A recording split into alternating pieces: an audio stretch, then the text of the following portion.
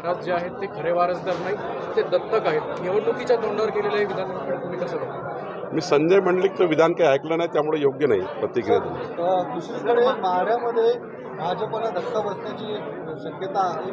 धैर्यशील मोहिते पाटलांनी काही वेळापूर्वी शरद पवारांची भेट घेतलेली आहे आणि ते 14 तारखेला प्रवेश करणार अशीही चर्चा आहे. काय कुठेतरी मनधरणी करण्यात कमी पडलं की भाजप धैर्यशील मोहिते पाटील?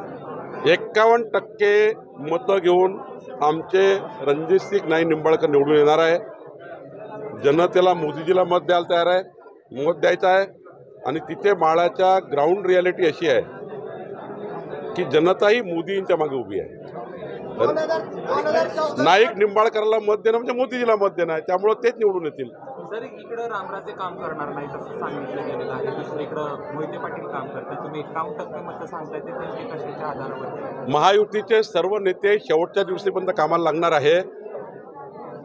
सर्वच नेते अजितदादा तिकडे जाऊन त्या ठिकाणी राष्ट्रवादी काँग्रेसच्या सर्व कार्यकर्त्यांना भेटणार आहे. एकनाथजी त्यांच्या कार्यकर्त्याला भेटतील.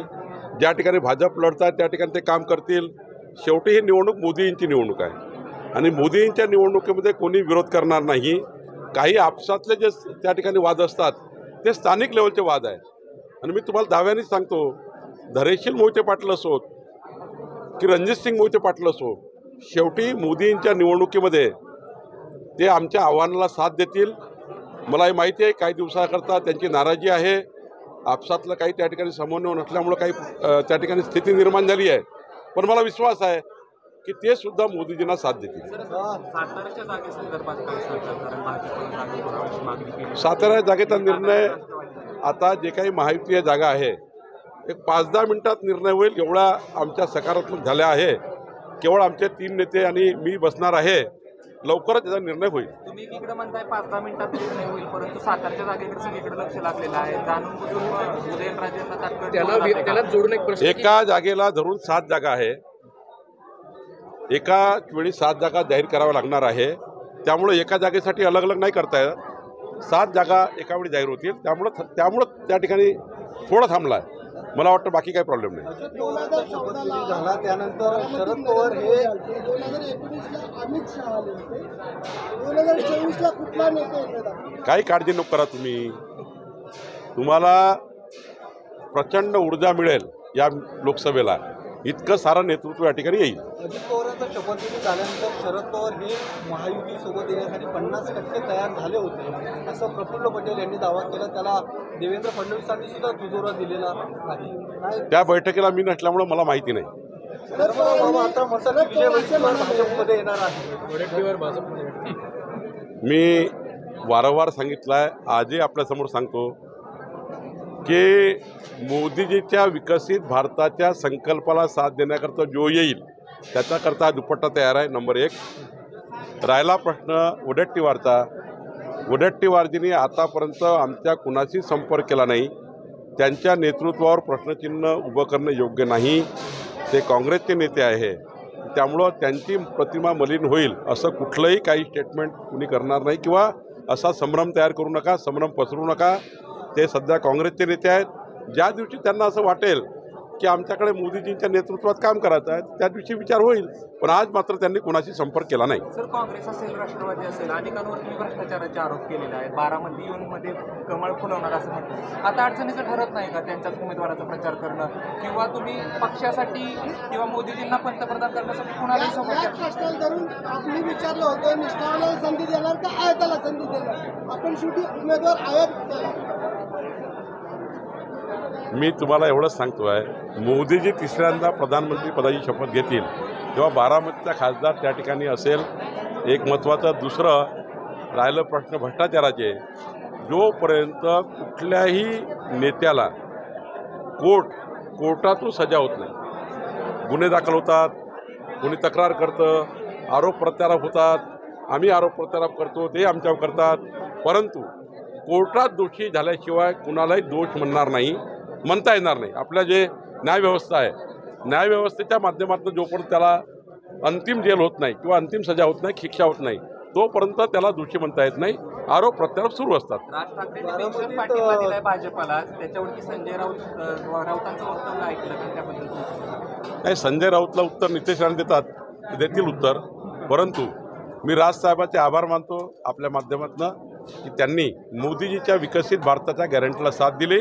अत्यंत महत्त्वाचा निर्णय घेतला, महाराष्ट्राला दिशा देणारा निर्णय घेतला आणि या निर्णयाचं महाराष्ट्राने स्वागत केलं आहे. बारामती धमकावलं जातं आणि दम दिला जातो अशा पद्धतीचं शरद पवारांचं म्हणणं आहे. त्यांनी एका भरसरी हर्षवर्धन पाटील शेजारी त्यांना देखील धमकावलं गेलं होतं. त्यांनी पत्र लिहिलं होतं. या संदर्भात काय सांगाल? असं आहे, आपल्या भावना मांडता येतात, भावना मांडाव्या लागतात. का मांडू नये? प्रत्येकाला भावना मांडण्याचा अधिकार. आता मी अध्यक्ष आहे, इथे 100 लोकांनी भावना मांडल्या, त्या भावना मांडाव्या लागतात. कळणार कसं भावना मांडल्या नाही तर? त्यांचा का दोष आहे भावना मांडणाऱ्याचा? भावना मांडल्याच पाहिजे, पक्षाच्या नेत्यांनी निर्णय केला पाहिजे. शेवटी आमचा पक्ष टिकवणे, आमच्या पक्षाच्या मागं पूर्ण ताकद उभी करणे, आमच्या स्थानिक कार्यकर्त्याला पूर्ण पाठबळ देणे, आमच्या नेतृत्वाच्या मागं उभं राहणे आमची जबाबदारी आहे. आणि त्यामुळं देवेंद्रजी योग्य पद्धतीने आमच्या पाठीशी उभे आहेत, सर्व नेत्यांच्या पाठीशी उभे आहेत आणि पक्षाच्या पाठीशी उभे आहेत. त्यामुळं तेवढा भावना व्यक्त केल्या पाहिजे, ते जायज आहे. नाशिकमध्ये छगन भुजबळांना काही प्रस्ताव दिलाय का कमळ चिन्हावरती योग्य वेळी कळेल. सगळे वरिष्ठ नेते या ठिकाणी पाहायला मिळतात. आज आमचे प्रदेशाचे प्रभारी डॉक्टर दिनेश शर्माजी, आमचे सर्व आमदार आणि आमच्या या लोकसभेमधले बारामती लोकसभेमधले जे महत्त्वाचे पदाधिकारी आहे, आज सर्वांनी निर्णय घेतला की महायुतीच्या उमेदवार सुनेत्रा पवारजी यांच्या मागं पूर्ण पाठबळ उभं करायचं.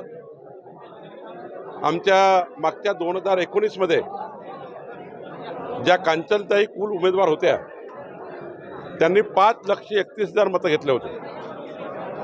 ही संपूर्ण मतं जी आम्ही घरोघरी जाऊन कमळ चिन्हाला मिळवली होती, ही सर्व मतं आमचे व्यासपीठावरचे नेते, आमचे पदाधिकारी यांनी घरोघरी जाऊन पुन्हा एकदा मोदीजींचा नमस्कार घरोघरी सांगून, मोदीजींचा नमस्कार घरोघरी सांगून, मोदीजींच्या नावाचं स्टिकर घरोघरी लावून, मतदान कार्ड मतदानाचं निमंत्रण घरोघरी पोहोचवून 5,31,000 मताचं पाठबळ आमच्या उमेदवार सुनेत्राताई पवार यांच्या मागे उभं करण्याचा निर्णय पूर्ण क्षमतेने आज भारतीय जनता पार्टीने घेतला आहे. आणि मला विश्वास आहे की सुनेत्राताई पवार 51% मताने जिंकतील आणि मोदीजी तिसऱ्यांदा प्रधानमंत्री म्हणून जेव्हा शपथ घेतील तेव्हा आमच्या सुनेत्राताई पवार या त्या ठिकाणी पूर्ण पाठबळ देऊन उभ्या राहतील. याकरता आमचा आज निर्णय झाला आहे. मुख्यमंत्र्यांची आज जनसंवाद मेळावा देखील सासवडमध्ये होतोय. काही दिवसांपूर्वी विजय शिवतारे यांनी बंड करून बंड आता शमलेला आहे असं ते म्हणतायत. मुख्यमंत्र्यांच्या गोष्टीनंतर आता त्यांची नाराजी पूर्णपणे दूर होईल असं वाटतंय का? शिवसेनेचा निर्णय त्यांच्या पक्षाच्या कार्यकर्त्यांनी आणि त्यांच्या नेत्यांनी करायचा आहे. पण महायुतीमध्ये हे ठरलं आहे की माननीय देवेंद्रजी, एकनाथजी, अजित पवारजी आणि आमचे सर्व नेते, केंद्रीय नेतृत्व, आम्ही एकमताने एक दिलाने हा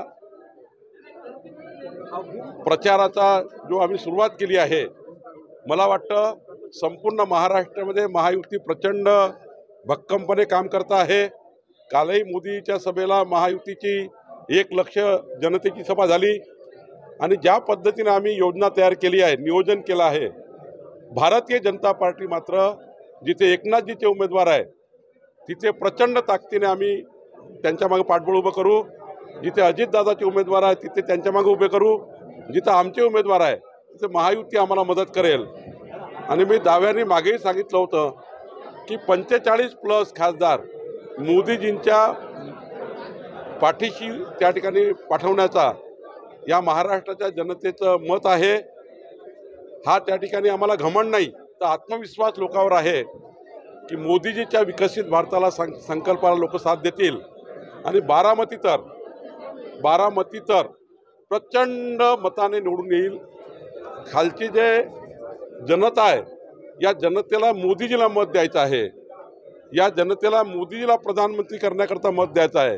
आणि म्हणून मला वाटतं महाराष्ट्रामध्ये भक्कम महायुती या ठिकाणी काम करेल. सर काही दिवसांपूर्वी देवेंद्र फडणवीस हे इंदापुरात आले होते.